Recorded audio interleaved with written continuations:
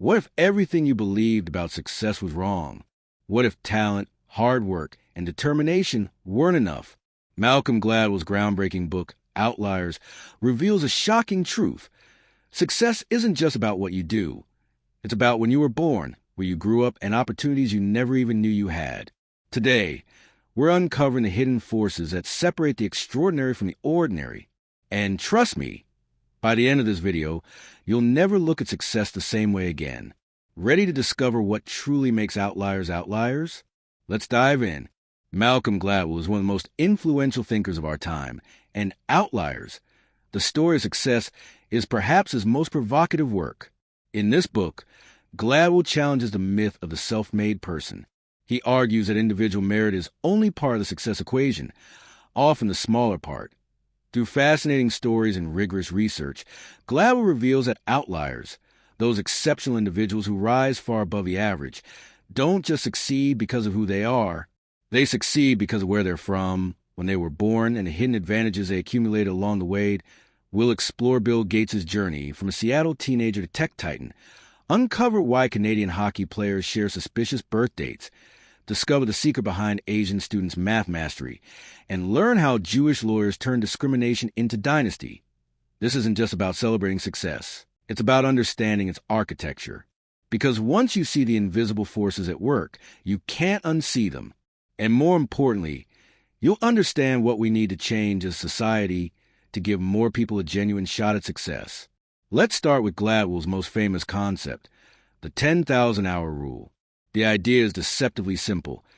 True expertise in any field requires approximately 10,000 hours of deliberate practice. But here's the catch.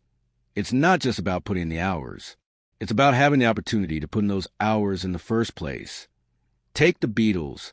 Before they became international superstars, they were grinding it out in Hamburg, Germany. From 1960 to 1964, they performed in strip clubs and bars, playing 8-hour sets, 7 days a week. By the time they returned to England and hit it big, they had performed an estimated 1,200 live concerts. Most bands don't play that many shows in their entire career. But here's the critical question. What gave the Beatles this extraordinary opportunity?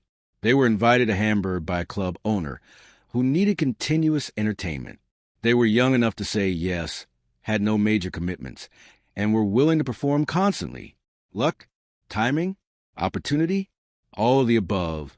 Now let's talk about Bill Gates. In 1968, when most universities didn't even have computer centers, Gates had access to a time-sharing terminal at his private middle school, Lakeside School in Seattle. Think about that. A 13-year-old with unlimited computer access in 1968. Gates spent thousands of hours programming before most people even knew what a computer was. He snuck out of his house at night to get extra computer time at the University of Washington. By the time he dropped out of Harvard to start Microsoft, he had accumulated more programming experience than almost any other person his age on the planet. The lesson? Raw talent matters, but access to opportunity matters more. Gates was smart, absolutely. But he was also phenomenally lucky to have access to resources that almost no one else had at that critical moment in computing history. Gladwell uses neurologist Daniel Levitin's research, showing that the brain requires about 10,000 hours to achieve mastery in complex tasks. Whether it's composing music, playing chess, or becoming an elite athlete, this threshold appears repeatedly. Mozart didn't produce masterworks until he'd been composing for over a decade. Tiger Woods had been practicing golf for 15 years before he won his first major championship. But opportunity and practice aren't distributed equally.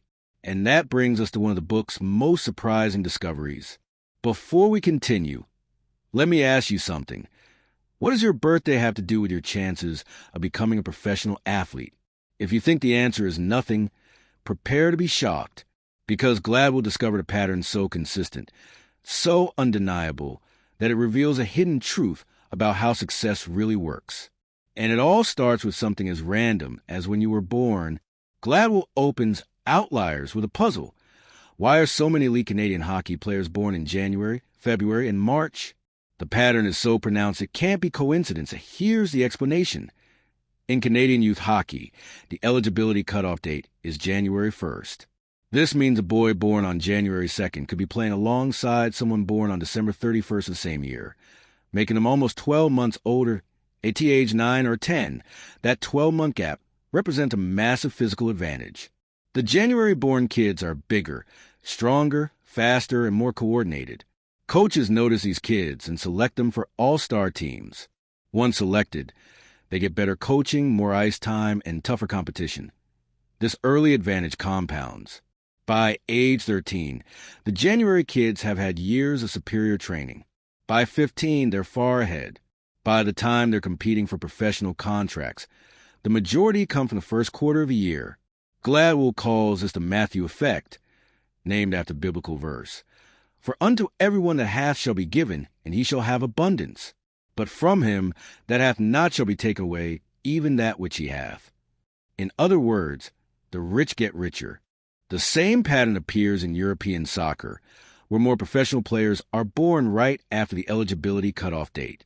It appears in education, where older kindergartners outperform younger ones, an advantage that persists throughout their academic careers. Here's what's disturbing. We're taking arbitrary advantage, being born at the right time of year, and mistaking it for natural talent. We're creating systems that magnify small, random differences into enormous inequalities. The implications are profound. How many potential NHL stars never got the chance because they were born in December instead of January? How many future Einsteins were held back because they were young for their grade? Success isn't just about being good. It's about being good and getting opportunities to develop that goodness. Small advantages, accumulated over time, create outliers. Now we get to one of Gladwell's most fascinating arguments. Cultural legacies shape success in ways we rarely acknowledge. Why are Asian students stereotypically better at math? Is it genetic? Of course not. The answer lies in rice paddies. For thousands of years, Chinese, Japanese, and Korean cultures practiced intensive rice farming. Rice agriculture is extraordinarily complex and labor-intensive. Unlike wheat farming, where you plant in spring and harvest in fall, rice farming demands constant attention. The paddies must be flooded and drained at precise times. Every inch of land must be optimized. This created a culture where hard work directly correlates with reward. A rice farmer who works harder, plans better, and pays closer attention will have a better harvest. Chinese proverbs reflect this. No one who can rise before dawn 360 days a year fails to make his family rich. This cultural legacy of persistent, focused effort transfers directly to mathematics. Math, like rice farming, rewards sustained attention and practice. Asian students are more likely to persist when facing difficult math problems. Studies show they'll work on a problem significantly longer before giving up compared to Western students. But it's not just agriculture. Gladwell examines the number systems in different languages. Asian languages have remarkably logical number systems. In English, we say 14, which doesn't clearly indicate 10 plus 4. In Chinese, it's 10-4. The logic is transparent. This makes learning arithmetic fundamentally easier. Research shows Chinese children learn to count much faster than American children. By age 4, Chinese children can typically count to 40. American children of the same age struggle to reach 20. This early advantage in number sense compounds over years of education. Gladwell then pivots to a darker aspect of cultural legacy: airplane crashes. He analyzes the high crash rate of Korean Air in the 1990s and discovers it wasn't about technical skill. It was about communication culture. Korean culture. Strict hierarchies govern communication. Junior officers are culturally trained to be deferential to authority. Gladwell presents cockpit voice recordings where co-pilots notice serious problems, but communicate them so indirectly that captains don't understand the urgency. By the time the message gets through, it's too late. Korean Air finally addressed this by changing their communication protocols and even switching to English in the cockpit, allowing pilots to step outside their cultural hierarchy. The crash rate plummeted. The lesson: we carry our history with us. Culture persists across generations, shaping how we think, communicate, and solve problems. Understanding these cultural legacies helps us understand success patterns that seem mysterious on the surface. Here's where Gladwell really challenges conventional wisdom. He tells two stories about geniuses that should shatter our assumptions about intelligence and success. First, meet Chris Langan. He has an IQ somewhere between 195 and 210, higher than Einstein's. He taught himself advanced mathematics, philosophy, and multiple languages. He developed his own theory of a universe called the cognitive theoretic model of the universe. By any measure, Chris Langan is a genius. So, why isn't he a celebrated scientist or wealthy innovator? Why does he work on a horse farm in rural Missouri? The answer reveals everything about what actually matters for success. Langan grew up in poverty with a chaotic family life.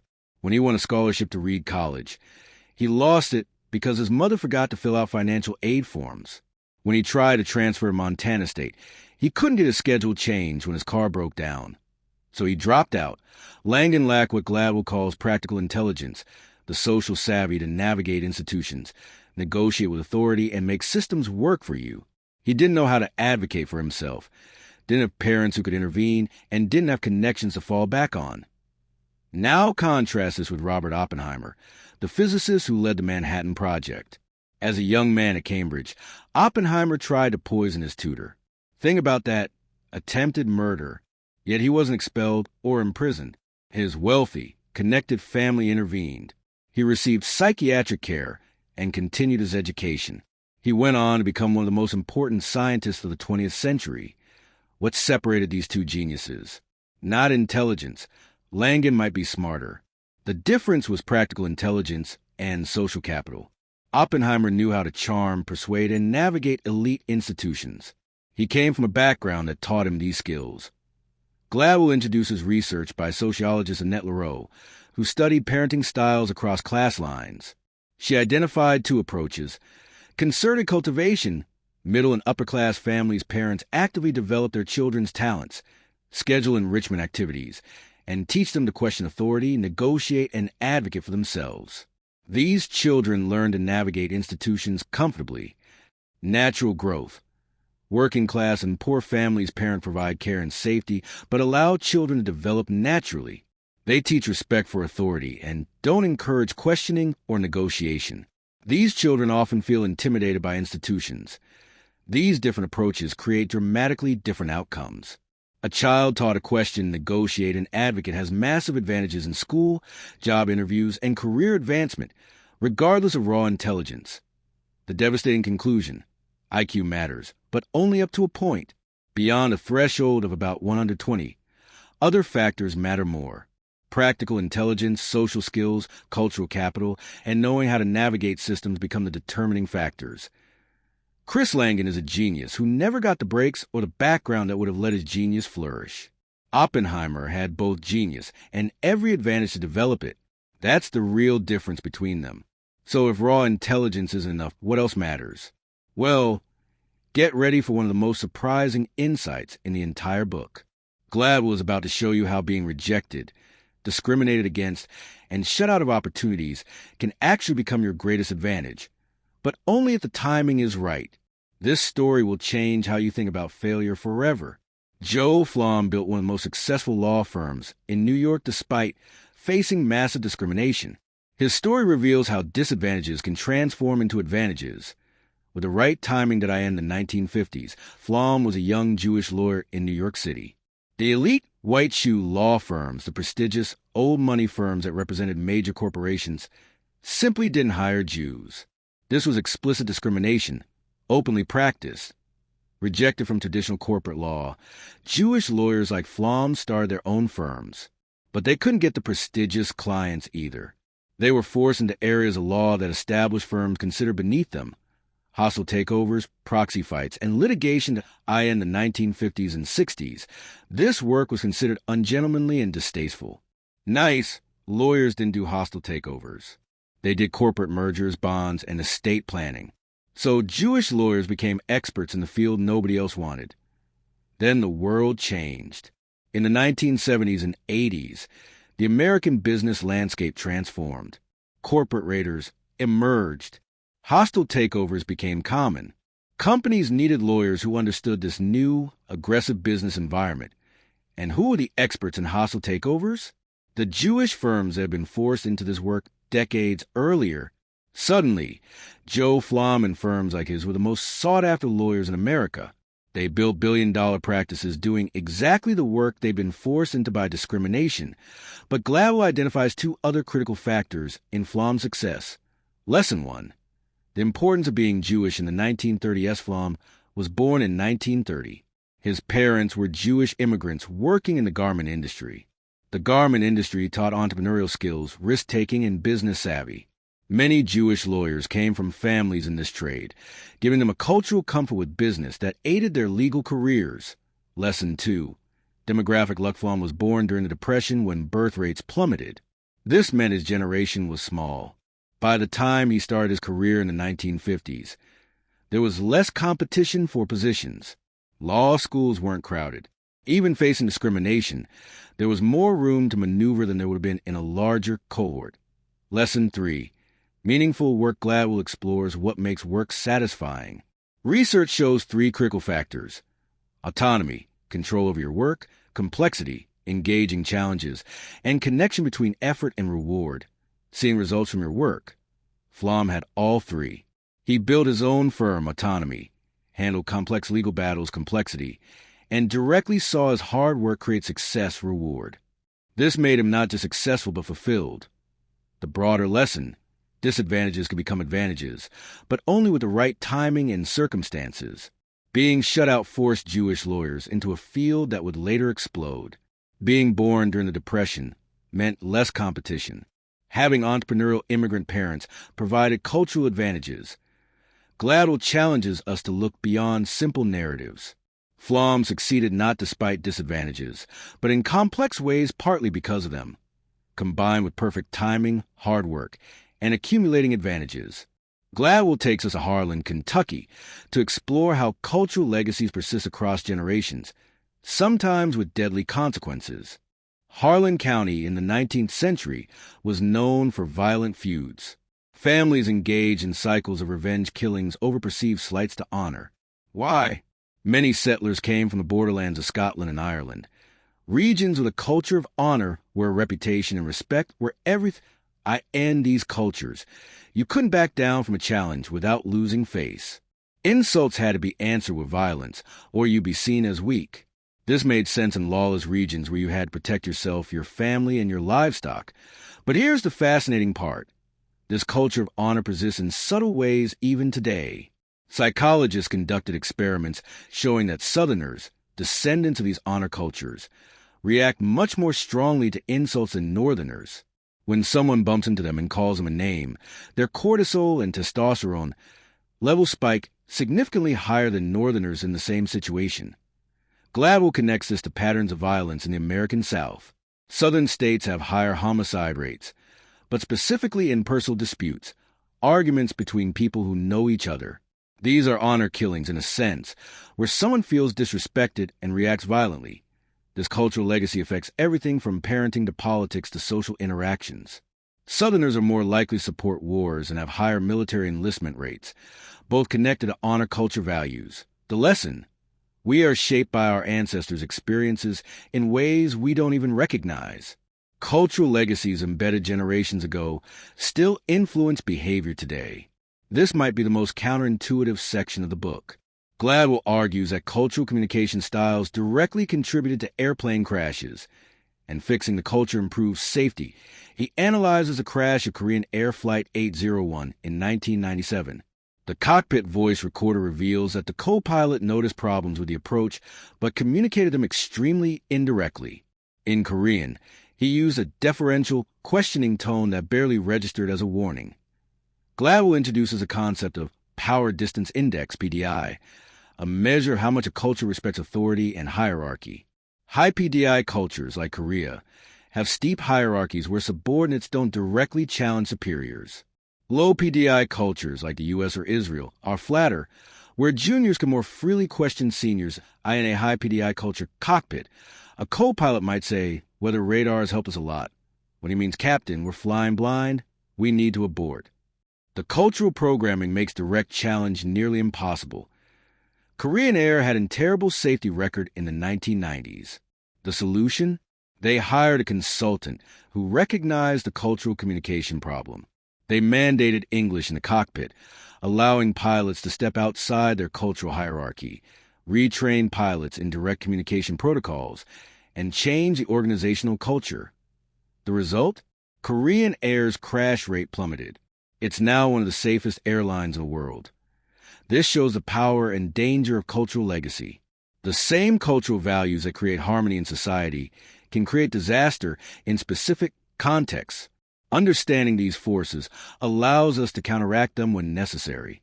Gladwell returns to education with a fascinating look at the TIMSS test, a comprehensive international math and science assessment. Asian countries dominate the rankings. Why? One reason is the cultural legacy of rice farming we discussed earlier. But Gladwell reveals another fascinating factor: the questionnaire. Before the actual test, students fill out a lengthy, boring questionnaire about their background, dozens of tedious questions. Researchers noticed something remarkable. The countries whose students were most likely to complete every single question on the boring questionnaire were the same countries that scored highest on the math test. The correlation was nearly perfect. Why? Because success in math, like success in filling out a tedious questionnaire, depends on persistence, attention to detail, and willingness to do boring work thoroughly. This connects cultural messages about effort. Asian cultures tend to believe that effort determines outcomes. Western cultures often overemphasize innate ability. When Asian students encounter difficult math problems, they persist longer because they believe effort will pay off. Western students are more likely to conclude, "I'm just not good at math," and give up. Gladwell discusses KIPP Academy, a network of charter schools designed to level the playing field for low-income students. KIPP schools have longer school days, shorter summer breaks, and intensive focus on building a culture where effort leads to achievement. The results are remarkable. KIPP students from poor neighborhoods outperform national averages and send graduates to college at high rates. How? By recognizing that success comes from accumulated hours of practice and creating systems that provide those hours to students who otherwise wouldn't get them. Marita is a KIPP student from the Bronx. Her day starts at 5:45 a.m. She's at school by 7:25. School runs until 5 p.m., then homework until 11 p.m. She goes to school on Saturdays. Her summer vacation is only a few weeks. I ask this good? Gladwell argues yes, because success requires hours, and poor kids don't get enough of them. He introduces research on summer learning loss. During the school year, poor and wealthy children learn at roughly the same rate. But during summer, wealthy children attend camps, visit museums, travel, and read. Poor children often watch TV and lose ground academically. By fifth grade, the achievement gap between rich and poor students is almost entirely attributable to summer learning loss. It's not that poor kids can't learn. It's that they don't get the same opportunities to learn year-round. Marita gave up free time, but she gained something priceless: 50 to 60% more learning hours than typical students. That's the difference between staying in the Bronx and getting into college, between limited opportunities and real choices. Gladwell's point: we romanticize natural childhood and free time, but for kids without resources, more structure and more school hours provide the accumulated practice time that creates success. This isn't about working harder. It's about equal access to opportunity. Wealthy kids already get these hours through enrichment activities. KIPP just levels the playing field. Here's where Gladwell brings everything together with his most important insight.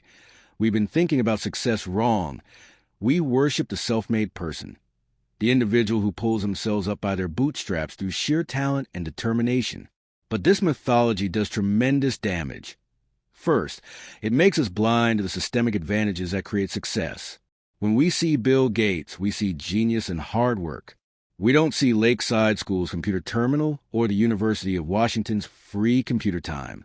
When we see successful athletes, we see talent and dedication. We don't see the January birthdays and accumulated advantages. Second, it makes us blame people for their failures. If success is purely individual, then poverty and failure must also be individual failings. We ignore how systems deny opportunities to huge swaths of the population. Third, it prevents us from building better systems. If we believe success comes only from individual merit, we won't invest in programs that provide equal opportunities. We won't fix arbitrary cutoff dates, extend learning time for disadvantaged students, or recognize how cultural legacies help and hinder people. Gladwell's message. Success is a community project. Every successful person stands on the shoulders of their family, culture, community, and historical moment. No one, not Bill Gates, not the Beatles, not Joe Flom, succeeds alone. This isn't meant to diminish anyone's achievements. Working 10,000 hours still requires dedication. Being smart still matters. But these things are necessary, not sufficient. You also need opportunity, timing, and accumulated advantages. The good news? Once we understand this, we can create more opportunities for more people. We can fix arbitrary systems that advantage January babies. We can extend learning time for disadvantaged students. We can recognize and counteract harmful cultural legacies while preserving valuable ones. We can build a world where talent and effort actually do lead to success, because we've created the conditions where everyone gets a genuine chance to develop their talents. Gladwell ends with a personal story. He traces his own family history, showing how opportunity and timing shaped his existence. His mother is Jamaican. His grandmother was a descendant of African slaves. But through a series of fortunate circumstances, a wealthy white man who became her patron, access to education, migration to Canada at the right time, opportunities multiplied across generations, Gladwell himself is a product of accumulated advantages. Yes, he's talented and hardworking, but he also had educated parents, grew up in a prosperous country, attended good schools, and entered journalism when print media was thriving, he writes. Who we are cannot be separated from where we're from. His success, like everyone's, is a product of a web of advantages, legacies, and opportunities. This humility is the book's final lesson. When we see outliers, the extraordinary successes, we should ask not just what do they do, but what advantages did they have? What opportunities were available to them? How did their culture, their era, and their community make their achievements possible? Outliers fundamentally transforms how we understand success. Let's recap the essential lessons. 1. The 10,000-hour rule is real, but opportunity to practice those hours isn't equally distributed. Natural talent means little without the chance to develop it through intensive, deliberate practice. 2. Small advantages accumulate into massive differences.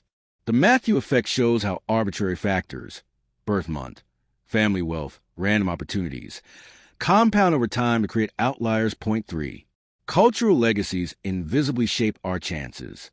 The values and skills passed down through generations profoundly affect our abilities and opportunities in ways we rarely recognize. 4.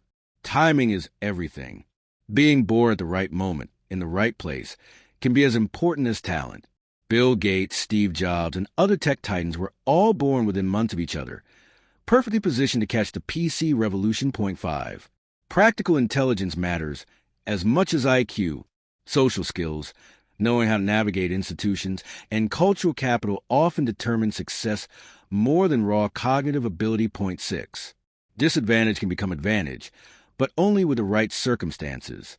Joe Flom's story shows how being shut out of traditional paths forced innovation that later paid off enormously. 7. We have collective responsibility to create opportunity. Success isn't just individual merit. It requires systems that provide chances for people to develop their talents. The most important message: stop worshiping the self-made person. No one succeeds alone. Every achievement rests on a foundation of family support, cultural advantages, historical timing, and accumulated opportunities. This isn't about diminishing individual effort. It's about seeing the full picture. It's about building systems that give more people genuine opportunities. It's about replacing mythology of the self-made person with a more accurate, more humble, and ultimately more useful understanding of success. Outliers isn't just a book. It's a lens for viewing success that changes everything. Malcolm Gladwell shows us that behind every overnight success story lies years of preparation. Behind every genius stands a community of support. And behind every achievement exists a web of opportunities, timing, and cultural advantages. Now I want to ask you, what hidden advantages shape your path? What opportunities did you have, or not have? And as a society, what systems can we change to give more people a genuine chance at success? What arbitrary rules are we following that advantage some and disadvantage others for no good reason? Share your thoughts in the comments below. And remember, If you found this deep dive valuable, if you want more transformative ideas from groundbreaking books, make sure to subscribe to this channel. Because every week, we're breaking down the books and ideas that can genuinely change how you see the world. Don't forget to hit that subscribe button and turn on notifications so you never miss an insight that could transform your understanding of success. See you in the next video. Take care of yourselves, and remember, nobody succeeds alone. We all stand on shoulders that came before us.